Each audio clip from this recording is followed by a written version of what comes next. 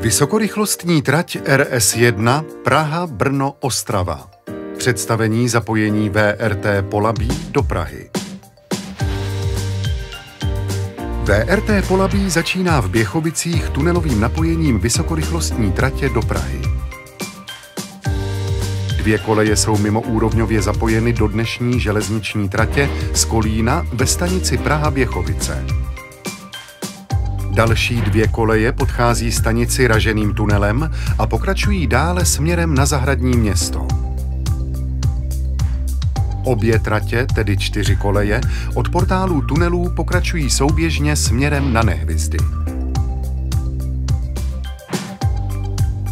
Součástí záměru je i modernizace celé stanice Praha-Běchovice, která počítá i s doplněním nástupišť pro městskou železniční dopravu jak ve vlastní stanici u Pražského okruhu, tak i na zastávce Praha-Běchovice Střed.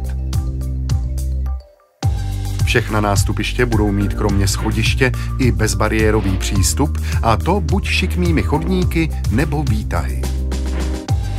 Ve stanici bude doplněno nové parkoviště P+R východně od výpravní budovy. Dnešní podchod a podjezd pod kolejištěm v ulici Mladých Běchovic bude přestavěn do jednoho rozšířeného podjezdu s ulicí, oboustrannými chodníky, prostorem pro cyklisty a zastávkami MHD přímo pod mostem. Celý prostor tak bude přehlednější, bezpečnější a zastávky městské dopravy budou přímo navazovat na přístupy k železničním nástupištím. Ulice Mladých Běchovic bude z důvodu trasování vysokorychlostní tratě přeložena západním směrem, včetně souběžné cyklostezky, což si vyžádá také zásahy do zástavby u ulice Podnikatelská. Pro zachování prostupnosti území budou železniční a silniční mosty přes Ksaverovský potok doplněny i podchodem pro pěší a cyklisty, který propojí Klánovický les s Ksaverovským hájem. Pro propojení biotopů obou chráněných území bude sloužit ekodukt jižně od Ksaverovského potoka.